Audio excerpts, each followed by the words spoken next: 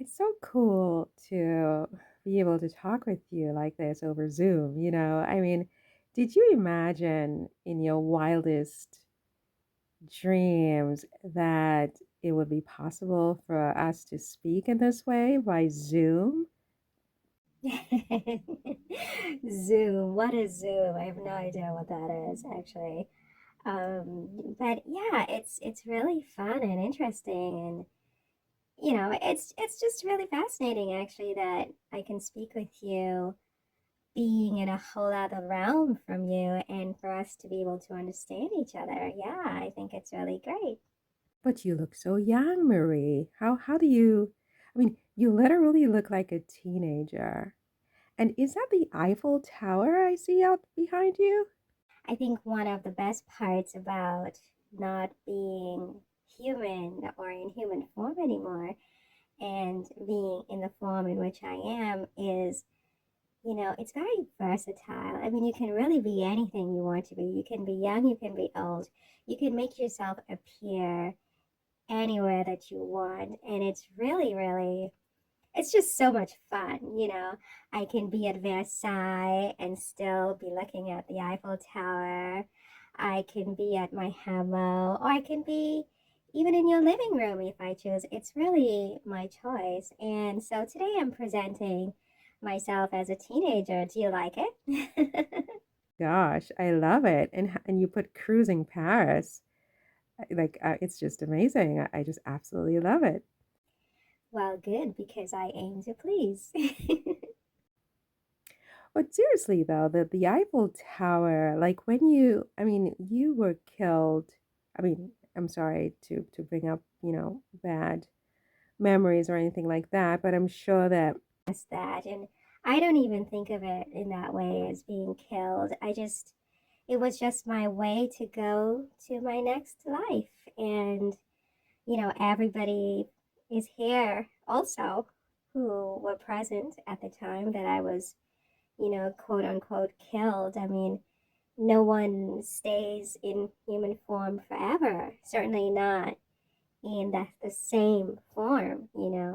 So I don't really think about it that way. So it's okay for you to use whatever terminology you think fit. Okay? It's not, you don't have to feel like you have to censor yourself to spare my feelings. mm, thank you for saying that. But when you before you were killed, was the Eiffel Tower I don't think the Eiffel Tower was what I mean, I think you were killed before the Eiffel Tower, right? You tell me. You tell me. I was extinguished in 1793, was it? And well, it depends. I mean, you don't know. I mean, where do you think I am right now? Maybe I'm right in an apartment or a house or something where I can actually see the Eiffel Tower. I don't always just sit in Versailles and in my hammow. Okay, so I think that the Eiffel Tower was in the 19th century. It was like 89, something like that for the World's Fair or something like that. So I think it was almost 100 years later, Marie. But now you get to sort of sit there and you're like it's right there as if it's just amazing. Are you in Paris right now or are you in Versailles? That's my secret. Okay, touche.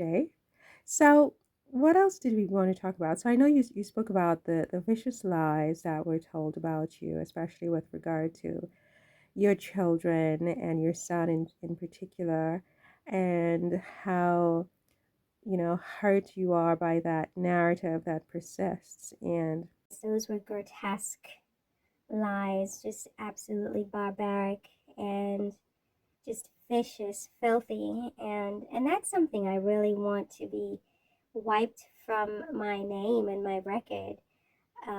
Is that I mean, it's so horrific, it's so horrifying, it's so terrible, it's so awful, it's so false, it's so hurtful that it's the one thing I find unbearable. after all these years have passed is that this kind of a vicious lie is attached to my name.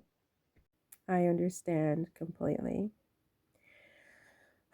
But anyway, um, I don't want us to spend all our time speaking about unhappy things.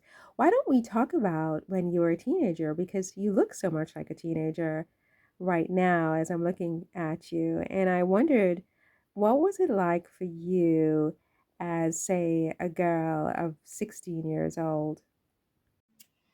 Wow, that was quite a period of time. Did you see the portrait that they found of me a few years ago? I think it sold for 175,000. I'll send you the link. And the Chateau of Versailles, they bought this portrait of me when I was exactly 16 years old. And you can see it because I'll send you the link. And yeah, I mean, the family who owned it, apparently they didn't know it was me, you see. So they predicted, the value of it was about 20,000, but it sold for significantly more. And Wow, I see it. It's very beautiful, Marie. It's a very beautiful portrait. Um, were you happy at this time in your life? I'll send you another link from the Chateau Versailles. And was I happy? That's a really good question, isn't it? Having a little trouble with my technology. I hope you can see the link I sent you from the chateau. But yes, I arrived in France. I was about 14 years old and 14, 15 years old, something like that. I mean, it's a very long time. We're going back almost 400 years, 500 years, whatever it is in earthly time. I have no idea. But I had come from Vienna, as you know, and I arrived at the court and I found it very, very difficult. That was, very accurate reporting that I did find it very difficult to adapt to the customs in the court, to the French culture. It's quite different from the way we did things in Vienna, from the way I lived in Vienna. And I mean, it was a very difficult time. My husband and I, we were married for a few years before we had our first child. And of course, in those days, having babies was, the main purpose of a wife. I needed to produce heirs to the throne. And my husband and I, we were both very young. I was 14, he was 15 when we got married.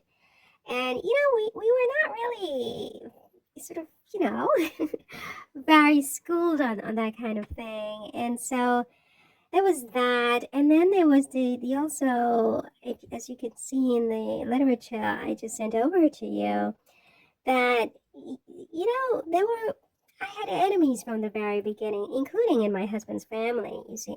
So your question of whether or not I was happy, I mean, it's I sort of hear, like, from the tone of your voice that you were kind of, not happy. I mean, in the sense that it seems that you were so very young, and, there are all these reports about how many blunders you made because you didn't speak French very well, because you didn't know French history very much, because your style was not very queenly when you arrived, and you sort of had to be schooled and all of that. And court life was very different from how you had grown up in Vienna. And of course, you were not producing the heirs that you were expected to produce. So it kind of sounds to me that you were probably more than unhappy. Maybe you might even say you were maybe a little bit sad or miserable, or what? How would you describe that time when you were a teenager in Versailles? oh, you want to take me back to those years.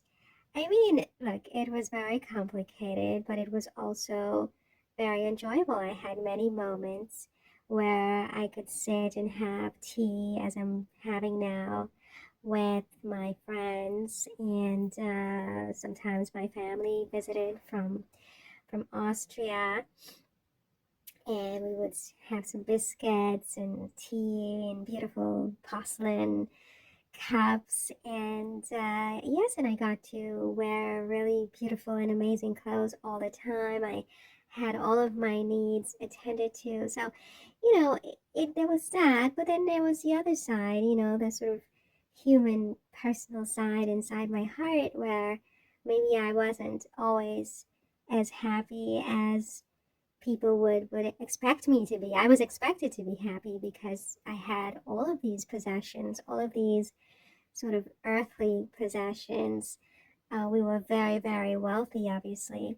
And, there was a big budget that was put on projecting the brand that we were, the king and queen at Versailles. And we tried our best to live up to the expectations of the people and project a certain image of the crown and of the royal house. And, you know, I mean, I'm trying to answer your question um, very sort of what is the word in English? I'm trying to be as frank and as honest and as open as I can, but it's just such a complicated question of whether I was happy or not. I mean, I think at, 14, 15, 16 years old, do you even know what happiness even is? I'm not so sure.